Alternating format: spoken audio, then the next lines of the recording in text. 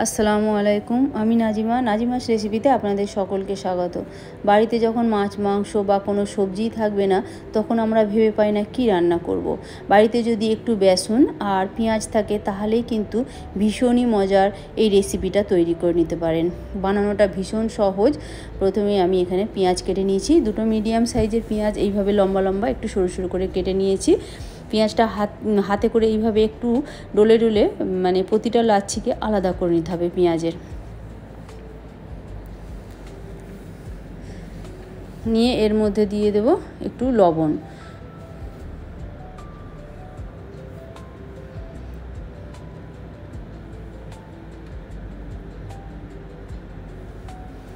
লবণটা দিয়ে ভালো করে মিশিয়ে নেব। প্রথমে মিশিয়ে নিয়ে আমি এটা 10-12 মিনিটের জন্য রেখে দেবো। তাহলে পেঁয়াজটা অনেকটা সফট হয়ে যাবে আর পেঁয়াজের মধ্যে থেকে এক্সট্রা পানিটাও বেরিয়ে যাবে।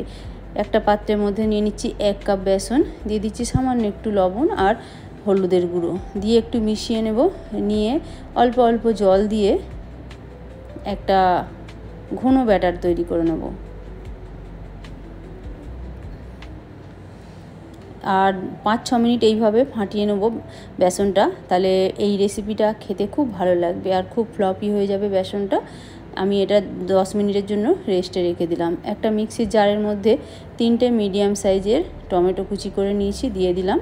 দিয়ে দিচ্ছি 2 গাঁট আদা, 8-10 কোয়া রসুন, দিয়ে দিচ্ছি 2টো ছোটো এলাচ, 2টো দারুচিনির টুকরো আর 3টে লবঙ্গ, 1 চা চামচ গোটা ধনে, 1/2 চা চামচ গোটা জিরে দিয়ে সামান্য একটু পানি দিয়ে আমি একদম মিহি করে একটা পেস্ট তৈরি করে নেব। প্রথমে এই মশলাটা তৈরি করে নিলেই এই রেসিপিটা খেতে বেশি ভালো লাগবে। দেখুন তো মশলাটা রেডি হয়ে গেছে। এখন গরম কড়ার মধ্যে দিয়ে দিচ্ছি 2 টেবিল চামচ মতো রিফাইন্ড অয়েল, দিয়ে আরও 2টো মিডিয়াম সাইজের পেঁয়াজ কুচি করে নিয়েছি, পেঁয়াজটা দিয়ে দিলাম। একটা তেজপাতা এভাবে হাতে করে টুকরো করে দিয়ে দিচ্ছি, দিয়ে পেঁয়াজটা একটু ব্রাউন করে ভেজে নেব। দেখুন পেঁয়াজটা অনেকটা ব্রাউন হয়ে গেছে। এখন এর মধ্যে যে মশলার পেস্টটা তৈরি করে রেখেছি এটা দিয়ে দিলাম, দিয়ে একটু মিশিয়ে নেব 2 মিনিট মতো।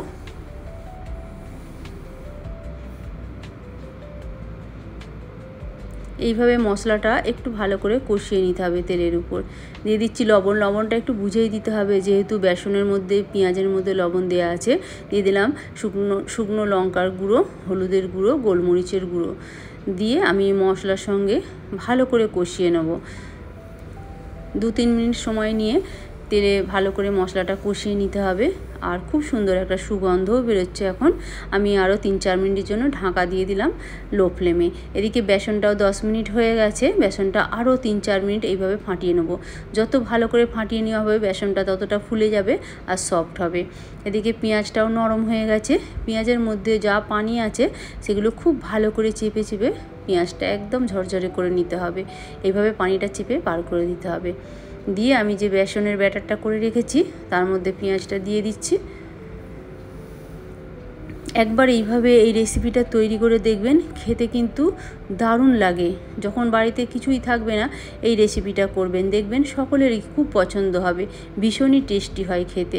দেখুন পেঁয়াজটা খুব ভালো করে বেসনের সঙ্গে মিশিয়ে নিলাম, নিয়ে এইভাবে আমি হাতে করে করে নিয়ে এটা তৈরি করে নেব। এদিকে 3-4 মিনিট হয়ে গেছে, ঢাকা দেওয়া ছিল। দেখুন তেলটা উপরে উঠে এসেছে মশলা থেকে। আমি আরও 2 মিনিট মতো মশলার সঙ্গে ভেজে নেব। এই মশলাটাই খুব ভালো করে কষিয়ে নিতে হয়, তবেই খেতে কিন্তু বেশি ভালো লাগবে। আমার এই রেসিপিটা সম্পূর্ণ দেখার পর যদি ভালো লাগে প্লিজ একটা লাইক করবেন। যদি সাবস্ক্রাইব না করা থাকে সাবস্ক্রাইব করবেন, পাশে থাকা বেল বাটনটা ক্লিক করে দেবেন। তাহলে আমি যখনই নতুন কোনো রেসিপি দেব সবার প্রথমে আপনার কাছে পৌঁছে যাবে। দেখুন কালারটা কত সুন্দর হয়েছে আর খুব সুন্দর একটা সুগন্ধ বেরোচ্ছে। বিশ্বাস করুন আপনারা একবার বানিয়ে দেখবেন, এটা অসম্ভব মজার হয়। দেখুন এটা কষিয়ে নেওয়া হয়ে গেছে। প্রায় 1.5 গ্লাস মতো পানি মিক্সির জারের মধ্যে দিয়ে আমি দিয়ে দিলাম। বেসনের মধ্যে একটু পানিটা বেশি টানে, তাই প্রথমে পানিটা একটু বেশিই দিতে হবে। যখন এটা ফোটানো হবে 5-6 মিনিট তখন পানিটা অনেকটা কমে যাবে। দেখুন এটা ঢাকা দিয়েছিলাম, ফুটে যাওয়ার পর একদম ফুটন্ত এই গ্রেভির মধ্যে এই বেসনের ব্যাটারটা এইভাবে হাতে করে করে দিয়ে দিতে হবে। গ্যাসের ফ্লেমটা একদম হাইয়ে থাকবে। দিয়ে আমি 4টে কাঁচা পাকা লঙ্কা দিয়ে দিলাম, দিয়ে 6-7 মিনিটের জন্য মিডিয়াম ফ্লেমে ঢাকা দিয়ে দিলাম। দেখুন 6-7 মিনিট হয়ে গেছে। আমি এখন দিয়ে দিচ্ছি 1/2 চা চামচ গরম মশলার গুঁড়ো আর ধনেপাতা কুচি, দিয়ে একটু মিশিয়ে নিয়ে গ্যাসটা অফ করে দেবো। সম্পূর্ণ রেডি হয়ে গেছে রেসিপিটা। দেখুন কত সুন্দর হয়েছে। একবার অবশ্যই ট্রাই করে দেখবেন, তাহলেই বুঝতে পারবেন।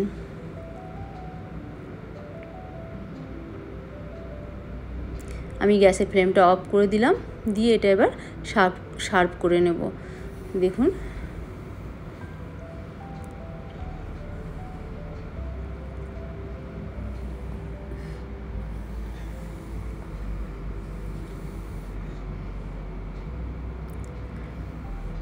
আবার অন্য কোনো দিন অন্য কোনো রেসিপি নিয়ে